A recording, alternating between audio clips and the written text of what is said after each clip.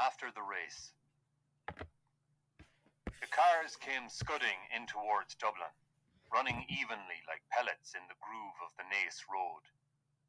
At the crest of the hill at Inchicore, sightseers had gathered in clumps to watch the cars careering homeward, and through this channel of poverty and inaction, the continent sped its wealth and industry.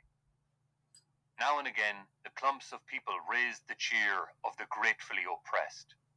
Their sympathy, however, was for the blue cars, the cars of their friends, the French. The French, moreover, were virtual victors. Their team had finished solidly. They had been placed second and third, and the driver of the winning German car was reported a Belgian.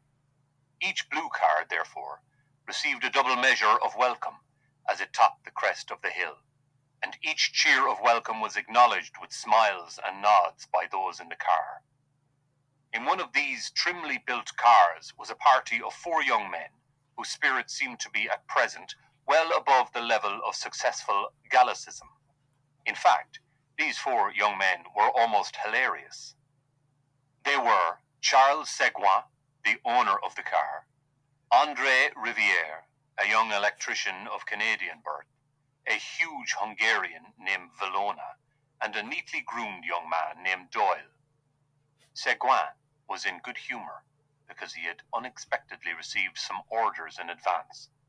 He was about to start a motor establishment in Paris. And Rivière was in good humour because he was to be appointed manager of the establishment. These 2 young men, who were cousins, were also in good humour because of the success of the French cars.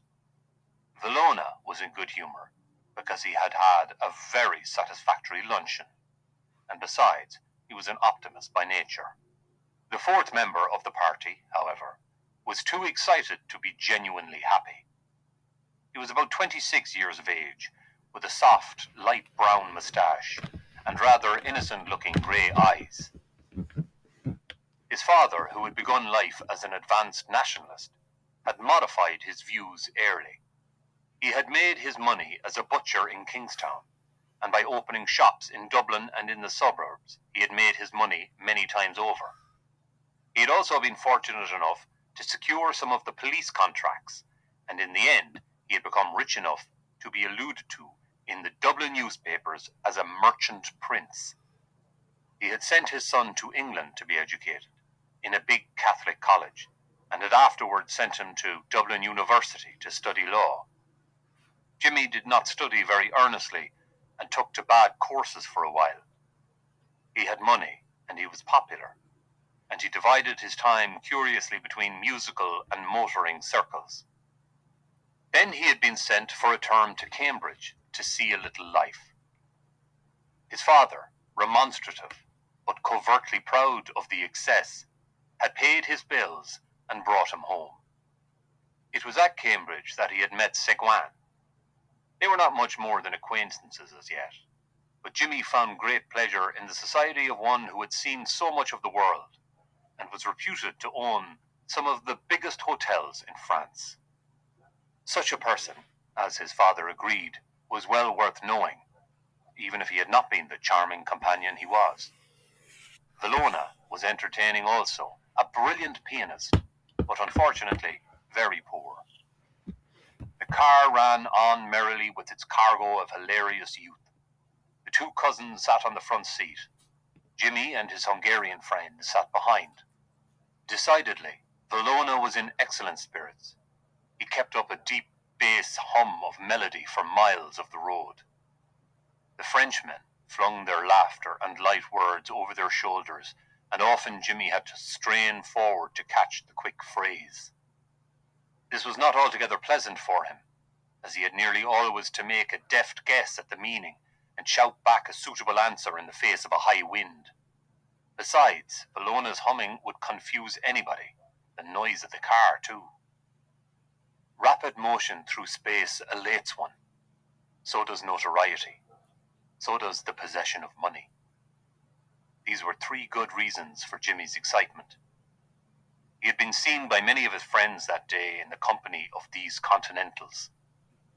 At the controls, Seguin had presented him to one of the French competitors, and in answer to his confused murmur, of compliment. The swarthy face of the driver had disclosed a line of shining white teeth. It was pleasant after that honour to return to the profane world of spectators amid nudges and significant looks. Then as to money, he really had a great sum under his control.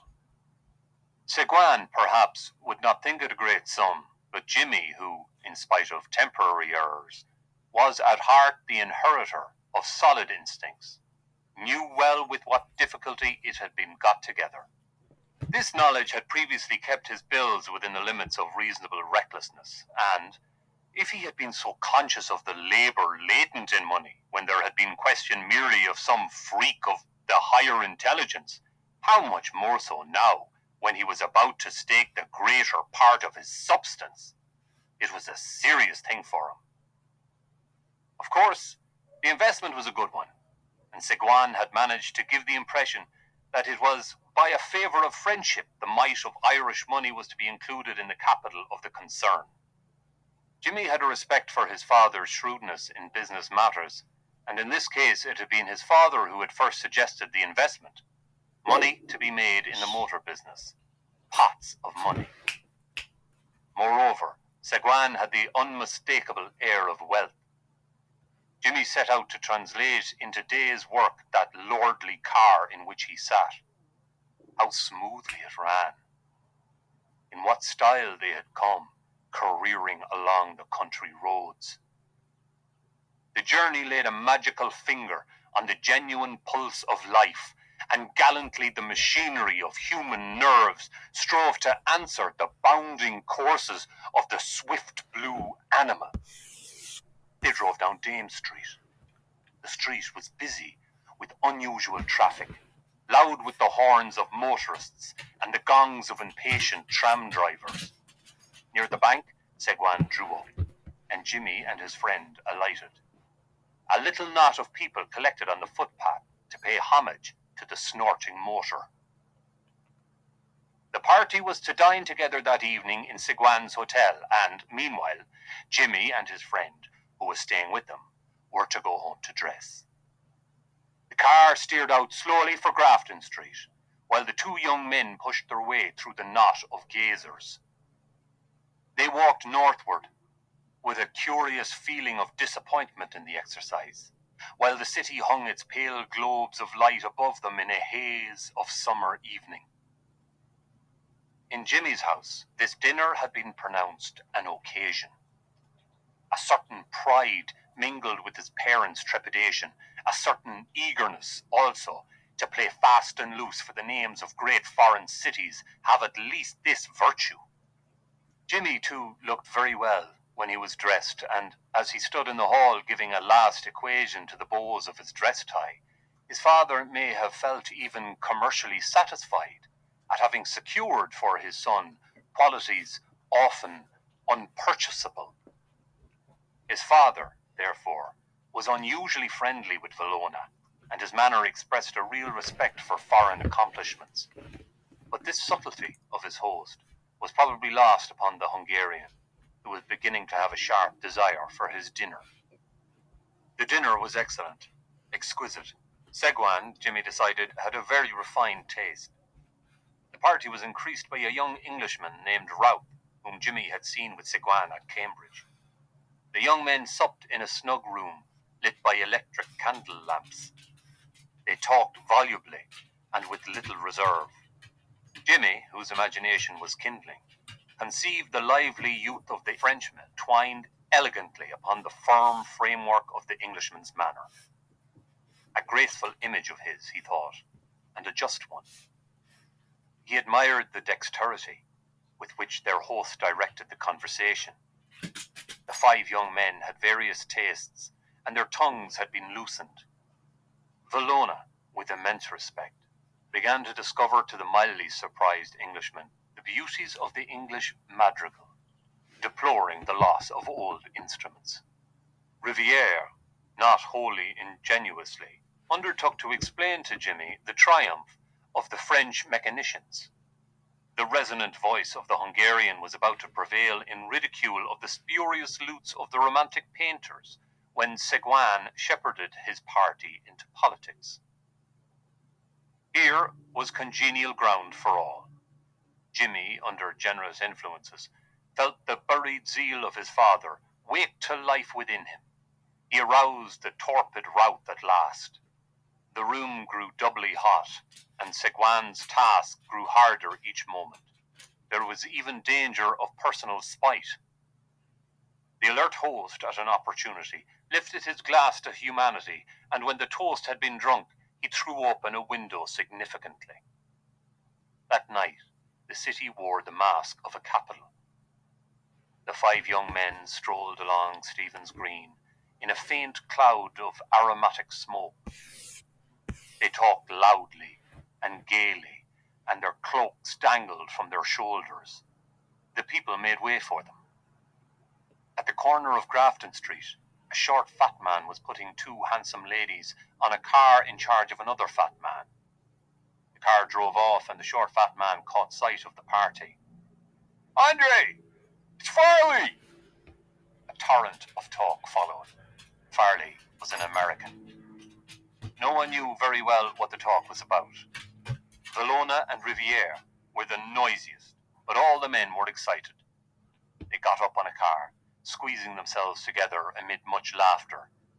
They drove by the crowd, blended now into soft colours, to a music of merry bells.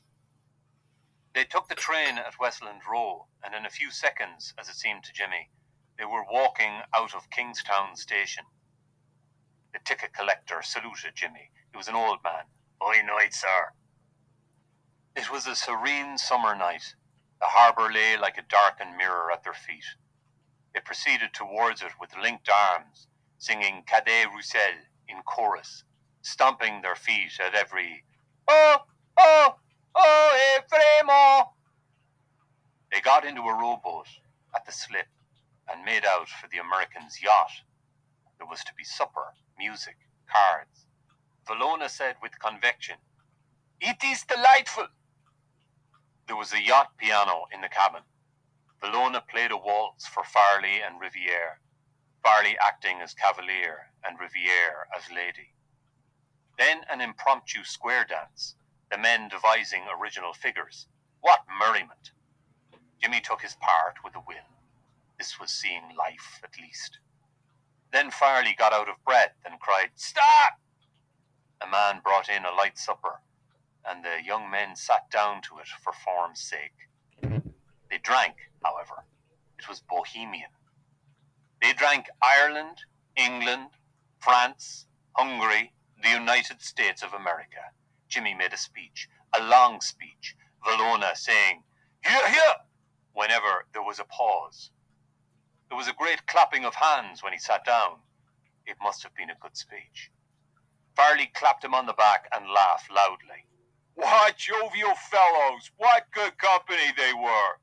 "Cards! Cards!" The table was cleared. Valona returned quietly to his piano and played voluntaries for them. The other men played game after game, flinging themselves boldly into the adventure. They drank the health of the Queen of Hearts and of the Queen of Diamonds. Jimmy felt obscurely the lack of an audience. The wit was flashing. Play ran very high and paper began to pass. Jimmy did not know exactly who was winning, but he knew that he was losing. But it was his own fault, for he frequently mistook his cards and the other men had to calculate his IOUs for him.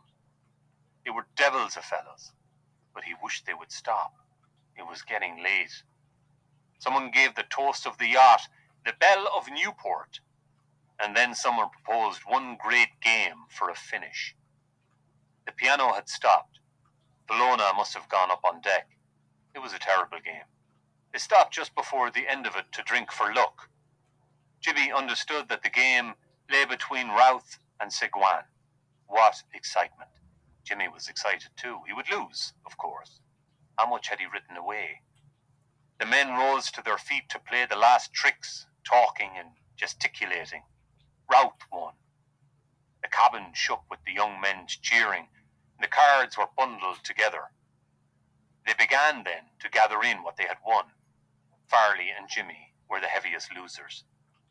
He knew that he would regret in the morning, but at present he was glad of the rest, glad of the dark stupor that would cover up his folly. He leaned his elbows on the table and rested his head between his hands, counting the beats of his temples.